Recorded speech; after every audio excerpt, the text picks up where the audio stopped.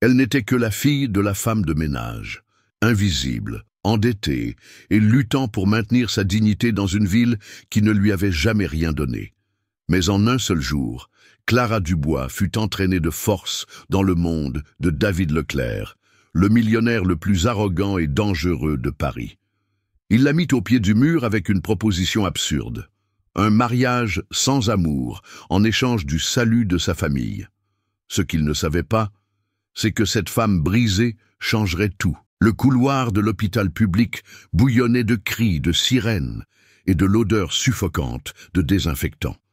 Clara serrait la main de sa mère, inconsciente sur la civière, tandis que le médecin murmurait « épuisement ». Fatigue physique et émotionnelle. C'était ce qui arrivait quand une femme de 62 ans nettoyait des bureaux à l'aube pour payer des dettes qui n'étaient pas les siennes. C'est alors que deux hommes en costume-cravate s'approchèrent. « Madame Clara Dubois ?»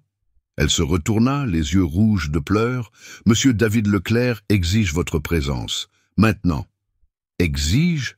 balbutia-t-elle confuse. « Qui ?» La réponse arriva des heures plus tard, dans une salle vitrée au sommet de la tour Leclerc, vue panoramique sur la ville, fauteuil en cuir, et au centre, lui, David, impeccable, inaccessible. Votre fiancé a disparu avec 500 000 € en utilisant votre nom. Et puisque la dette est maintenant la vôtre, vous avez deux options. Il croisa les mains, sourit avec dédain. Soit vous m'épousez pour un an, soit vous voyez votre mère tout perdre. Clara Dubois apprit à survivre avant même d'apprendre à rêver. Élevée à l'arrière d'une école publique, où sa mère, Madame Hélène, nettoyait les salles dès 5 heures du matin, Clara grandit en entendant qu'elle devait être 2 fois meilleure pour être à moitié remarquée. Et elle essaya. Avec du fil, des ciseaux et une vieille machine à coudre héritée de sa grand-mère, elle installa son petit atelier dans le quartier Saint-Michel. Elle confectionnait des robes de soirée pour les voisines, des uniformes scolaires, des rideaux d'église, tout avec affection, tout avec sacrifice. Et puis Marc apparut, le sourire facile, les mots doux, le plan parfait d'ouvrir une confection ensemble. Clara signa des papiers en faisant confiance à l'amour, et se réveilla des mois plus tard, avec son nom sali, son numéro de siret bloqué et une dette d'1 demi-million. Au commissariat, on lui dit qu'il s'était enfui, et qu'elle, légalement, était responsable de tout. C'est alors que Madame Hélène s'effondra.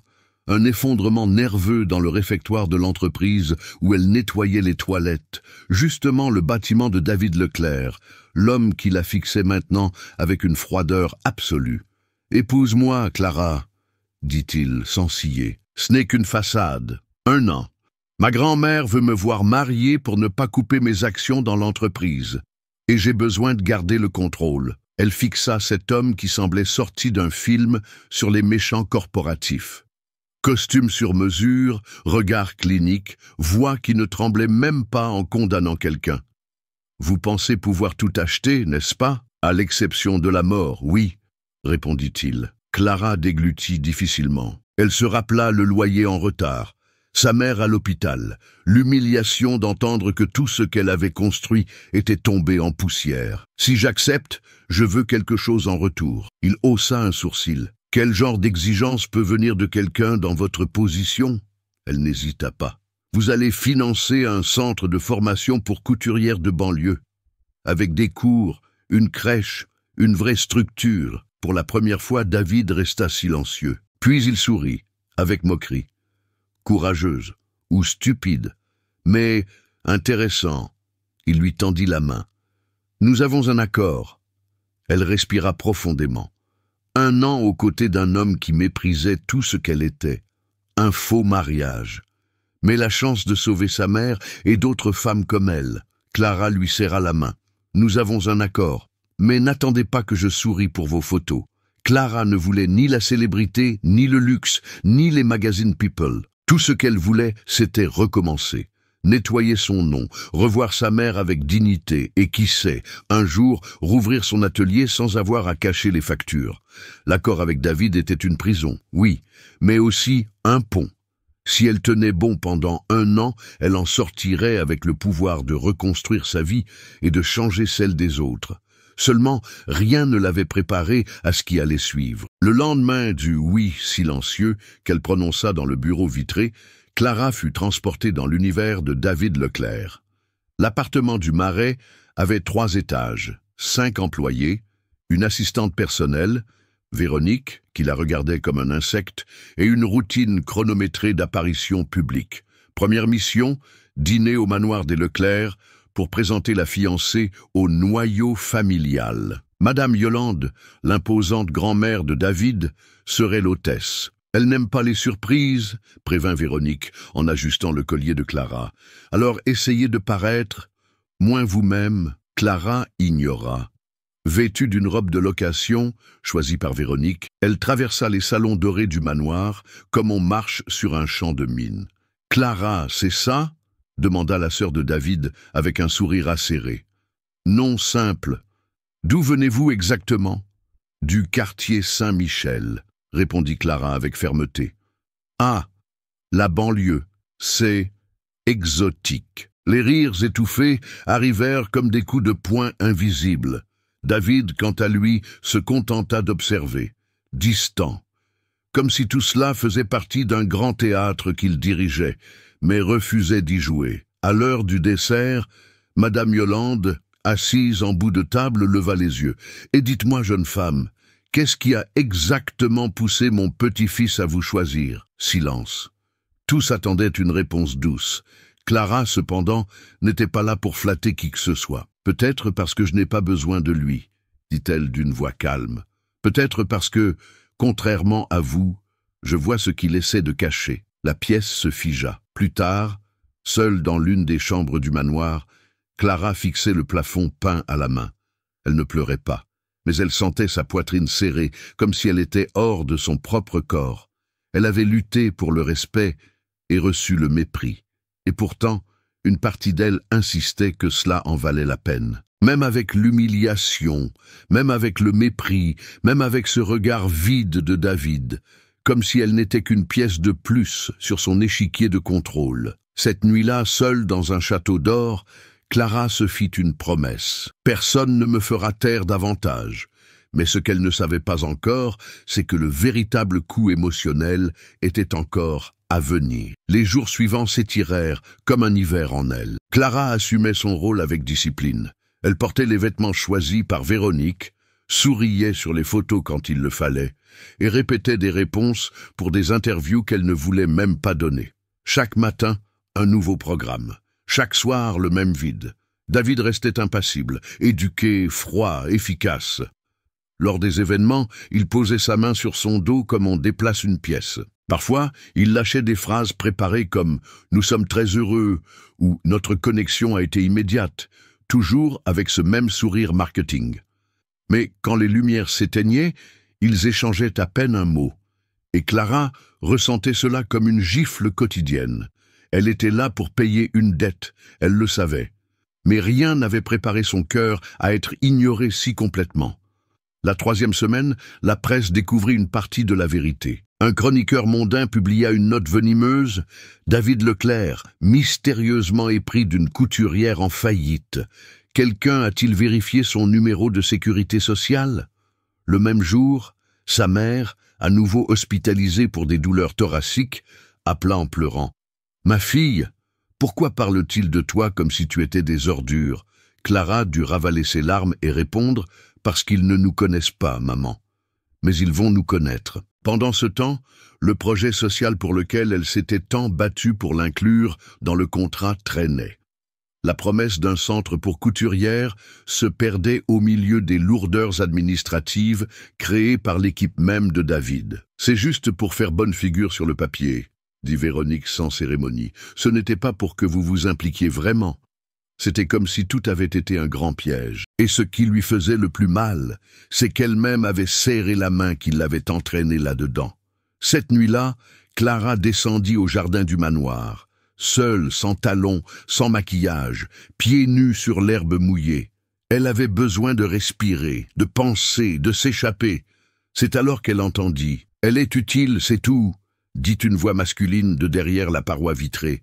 C'était David. Il parlait à l'un des cadres de l'entreprise, sans se rendre compte que Clara était de l'autre côté, dans l'obscurité. Cette histoire de mariage, c'est juste pour garder le conseil tranquille jusqu'au transfert des actions.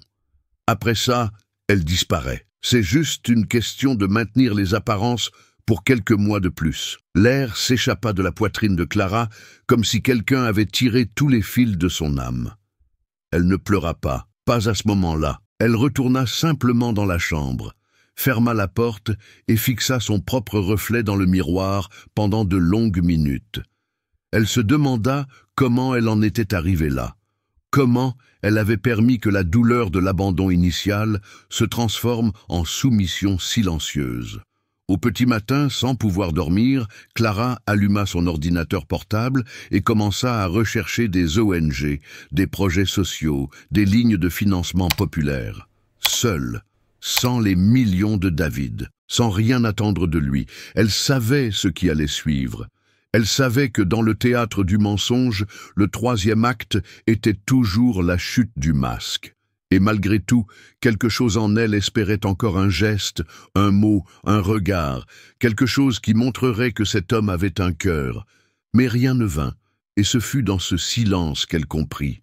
Elle n'était pas une fausse épouse, ni une victime. Elle était une femme utilisée et jetable. Et pourtant, une graine de force germait à l'intérieur, une force qui naissait justement de la douleur. As-tu déjà eu l'impression que quelqu'un ne te cherchait que lorsqu'il avait besoin de toi, que tu criais à l'intérieur, mais que tu souriais à l'extérieur pour maintenir tout en place? Si oui, commente avec « Je sais ce que ça fait ». C'est notre façon de nous retrouver ici dans les commentaires, de cœur à cœur. 2 jours plus tard, Clara prit un bus bondé en direction de l'extrême nord de la ville. Elle voulait voir de ses propres yeux ce qui n'existait pas encore, le terrain où théoriquement fonctionnerait le centre de formation qu'elle avait exigé dans l'accord. L'adresse figurait dans le contrat, mais en descendant dans une rue en terre battue, tout ce qu'elle trouva fut un hangar abandonné, avec un mur fissuré et l'herbe couvrant les fenêtres. Elle resta là, immobile, un moment, jusqu'à entendre une voix. « Madame, vous allez ouvrir ça ?» Clara se retourna. C'était une adolescente d'environ 13 ans, un t-shirt déchiré, un cahier à la main. « Je ne sais pas, » répondit Clara sincère, « mais j'aimerais bien. Ma mère sait coudre, » dit la fille. « S'il y a un cours, elle viendra, et elle m'amènera aussi. Je veux apprendre. » La fille sourit et s'enfuit en courant. Clara resta là, les yeux humides et le cœur battant fort. C'était ça, c'était pour ça. Même si elle était utilisée, même si elle était ridiculisée, même si elle était invisible dans le monde de David. Là, devant cette fille, elle était quelqu'un. En rentrant chez elle, Clara ne pleura pas. Elle agit.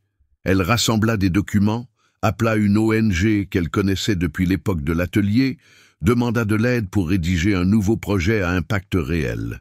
Et le soir, en silence, elle laissa une copie imprimée à la porte du bureau de David. Sans mots, sans exigence. Le jour suivant, elle se réveilla plus légère. Encore blessée, oui, mais plus entière que ces dernières semaines. Et pour la première fois depuis le début, elle ne pensa pas à fuir. Elle pensa à planter, même seule. Elle ne savait pas s'il s'en soucierait. Mais pour la première fois, elle n'avait pas besoin qu'il s'en soucie. Elle devait juste faire ce qui était juste. Le matin suivant, quand Clara descendit prendre le petit déjeuner, chose rare ces derniers jours, elle trouva la table dressée, fruits frais, pain au fromage encore chaud et une carafe de café fumante. Mais ce qui la surprit le plus fut de voir David, les manches retroussées, se servant son propre café. Sans costume, sans pose. « Véronique est partie en voyage ?» demanda Clara, essayant de garder son sarcasme. « J'ai donné un jour de congé à l'équipe, » répondit-il, sans lever les yeux de son journal. Silence. Elle faillit faire demi-tour. Mais avant de faire le premier pas, il parla. « J'ai lu votre projet. » Clara se retourna lentement, le cœur battant. « Et c'est bon. » Elle ne répondit pas. « Bon et audacieux, » continua-t-il. « Mais si vous voulez vraiment que cela fonctionne, vous aurez besoin de plus de structure, planification, gestion. » « Je sais, » dit-elle. « Seulement, je ne sais pas qui pourrait m'enseigner. » David la fixa un instant. « Demain, 10 heures, salle de réunion 5. Je vous présente l'équipe d'impact social de Leclerc Urbanisme. Si vous voulez apprendre, je peux vous ouvrir la porte. » Clara fronça les sourcils, méfiante. Pourquoi? Parce que vous me forcez à voir de la valeur dans des choses que j'ignorais. Et cela est inconfortable, mais nécessaire. Elle ne répondit pas. Elle acquiesça simplement. Le lendemain, elle était là, avec son vieux classeur, un crayon derrière l'oreille et un regard vif. David observait de loin. Il vit comment elle notait tout, posait des questions intelligentes, remettait en question des tableaux avec assurance. Quelque chose en lui commença à céder. Ce n'était pas de l'amour, pas encore, mais c'était de l'admiration. Et cela, pour un homme comme lui, était dangereux. Cette nuit-là, tandis que Clara rangeait des papiers dans le bureau improvisé du manoir, elle trouva une boîte cachée au fond d'une armoire. À l'intérieur, de vieilles coupures de journaux, des lettres jaunies et une photo de David enfant, serré contre un homme souriant, à l'allure d'un ouvrier. Au dos de la photo, gribouillé d'une écriture enfantine, « Mon héros, papa ». Elle rangea la boîte avec soin. Des heures plus tard, déjà couchée, elle entendit des pas dans le couloir. La porte s'ouvrit sans prévenir, c'était David. Le regard étrange, le visage fatigué. « Vous pensez me comprendre en fouillant dans des choses qui ne sont pas les vôtres? Je pensais que c'était des souvenirs oubliés, pas des secrets. » Il entra, s'assit dans le fauteuil du coin. « Mon père a construit tout ça. Il a commencé comme maçon. Il a travaillé jusqu'à en mourir, dit-il à voix basse. Quand il est parti, j'ai juré que je ne dépendrais jamais de personne, ni d'une émotion, ni de l'amour. Et ça a fonctionné? Demanda Clara. Jusqu'à vous. Le silence entre eux était presque physique. David, je ne veux pas vous sauver. Je sais, mais je ne serai pas non plus votre pion sur l'échiquier. Ou vous me donnez de l'espace pour marcher à vos côtés, ou je marche seul. Il se leva lentement. J'ai peur, confessa-t-il. De quoi? Que si je m'ouvre, vous partiez. Et si vous ne vous ouvrez pas, vous êtes déjà parti. David s'arrêta à la porte. Avant de sortir, il murmura « Demain, je vous emmène voir la maison de mon père. Personne d'autre n'y est entré depuis qu'il est mort. Mais je crois que vous méritez de la voir. » Clara sentit quelque chose se serrer dans sa poitrine. Ce n'était pas une victoire. C'était un début. La maison du père de David se trouvait dans une rue simple de l'Est, loin des gratte-ciel et des feux de la rampe. Elle était petite, mais bien entretenue. Briques apparentes, un jujubier dans le jardin et une bicyclette rouillée appuyée contre le mur. Clara regarda autour d'elle avec une étrange sensation de déjà-vu. Cela ressemblait plus à son monde qu'au sien. David ouvrit la porte lentement, comme qui entre dans un temps ancien. « Ma grand-mère garde tout propre, mais personne ne vit ici depuis qu'il est parti. » Clara marcha lentement dans les pièces. Sur la bibliothèque, des livres d'ingénierie. Dans l'armoire, des chemises simples et soigneusement pliées. « Il a construit cette maison de ses propres mains, » dit David, presque un murmure. « Chaque mur, chaque détail. » Et il disait n'avoir qu'un seul désir. « Que je sois un homme de valeur. » Elle le fixa sans hâte. « Et vous pensez qu'il serait fier ?» Il hésita. Pendant de nombreuses années, non. Clara toucha un mur, sentant la texture rugueuse du crépi. Alors peut-être qu'il est encore temps. David s'approcha. « Je ne vous ai pas amené ici à cause de la maison. Je vous ai amené parce que je dois vous demander quelque chose que je n'ai jamais demandé à personne. »« Quoi ?» Il respira profondément, comme qui est sur le point de sauter. « Donnez-moi une chance, mais une vraie. Pas comme une partie d'un contrat, comme quelqu'un qui essaie de réapprendre ce qu'est l'amour. » Elle le regarda en silence, et avant qu'elle ne puisse répondre, son téléphone portable vibra. 1, 2, 3 fois. Il répondit. Son visage pâlit en quelques secondes. « Quoi ?» dit-il. « Comment ça, effondrement ?» Clara sentit un frisson. « Où ?» Sur le chantier de l'entreprise à Saint-Denis. L'un des bâtiments, une partie de la structure a cédé. 3 ouvriers blessés. Quand il raccrocha, il semblait de pierre. « Je dois y aller ?»« Allez-y, » dit Clara. « Mais n'y allez pas seule. » Elle monta en voiture avec lui. Pendant le trajet, elle apprit les détails. Le bâtiment faisait partie d'un projet géré par Jacques, le bras droit de David, le même qui signait des contrats depuis des années au nom de l'entreprise. Ils ont utilisé du matériel de mauvaise qualité pour économiser. Et vous saviez, Non, mais la faute est toujours la mienne, parce que j'ai laissé le système tourner en automatique. Ils arrivèrent sur place. Ambulance, cris, journalistes. David descendit sans sécurité, sans veste, sans bouclier. Il alla voir les ouvriers blessés. Il s'excusa, les regarda dans les yeux, promit de tout prendre en charge. Clara observait de loin. Et là, dans ce chaos, elle vit l'homme qu'il pourrait être. Pas l'arrogant, pas l'intouchable, mais l'homme qui, enfin, comprenait que construire quelque chose de vrai exigeait des fissures. Des heures plus tard, déjà au siège de l'entreprise, les actionnaires se réunissaient pour demander la démission de David. Lui, épuisé, envisageait d'accepter. Si je pars, ils sauveront peut-être la réputation de l'entreprise. Mais qu'en est-il de son essence? Dit Clara fermement. Qui reconstruira cela avec vérité, sinon vous? Il la regarda comme s'il la voyait pour la première fois. Et vous? Vous restez? Si c'est pour marcher à vos côtés? Oui, David respira profondément. Alors nous ferons à notre manière. Le lendemain, en direct à la télévision, David Leclerc s'excusa publiquement. Il assuma la faute et annonça la plus grande restructuration de l'histoire de l'entreprise. Licenciement de toute la direction impliquée, création d'un pôle de transparence et un fonds d'urgence pour les familles touchées. Clara était à ses côtés, sans maquillage, sans répétition, juste présente. Et à ce moment-là, l'homme le plus puissant et autrefois le plus redouté de la ville s'inclina non devant le scandale, mais devant l'amour qui commençait enfin à fleurir. 3 mois plus tard, le décor était différent. Dans l'ancienne zone abandonnée du quartier Saint-Michel, il y avait maintenant un hangar rénové, avec des panneaux colorés sur la façade. Atelier de couture, Clara. À l'intérieur, des machines à coudre alignées, du tissu soigneusement empilé, une odeur de café frais, et des voix. Beaucoup de voix, des femmes qui apprenaient, conversaient, enseignaient, des jeunes filles observant avec des yeux brillants. Dans le coin, Madame Hélène, en tablier, souriante, organisant les bobines de fil comme si c'était de l'or. Et là, entre une explication sur les ourlets et un câlin à celle qui pleure sans raison apparente, se trouvait Clara. Non plus la femme utilisée, mais la femme qui transforma la douleur en outil. David apparut au portail, portant 2 boîtes. Jean-chemise retroussée aux manches et une démarche plus légère, comme quelqu'un qui enfin habite sa propre peau. « J'ai apporté le matériel du pôle de design durable », dit-il, posant les boîtes par terre, et la première livraison de tissus du partenariat avec les réfugiés. Clara sourit, s'approcha lentement.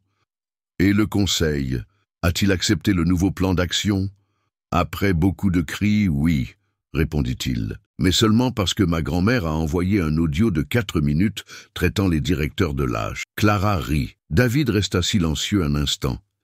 Puis, il sortit de sa poche une petite enveloppe. C'est le plan de la maison que mon père voulait construire dans les collines de Carme, celle qu'il a dessinée avant de mourir. Clara ouvrit le papier avec soin.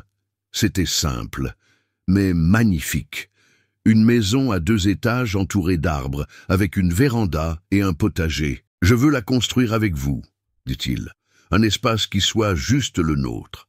Ni Leclerc, ni Masque. » Elle le regarda et se contenta d'acquiescer.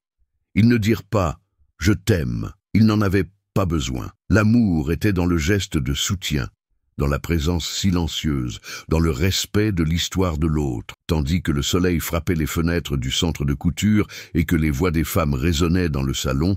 Clara lui prit la main. « Je n'aurais jamais pensé que la pire décision de ma vie me mènerait ici. Moi non plus, » murmura-t-il. Mais ils étaient là, à l'endroit où tout avait commencé, et maintenant renaissait. David a toujours cru que le pouvoir résidait dans le contrôle de tout, les gens, les affaires, les émotions.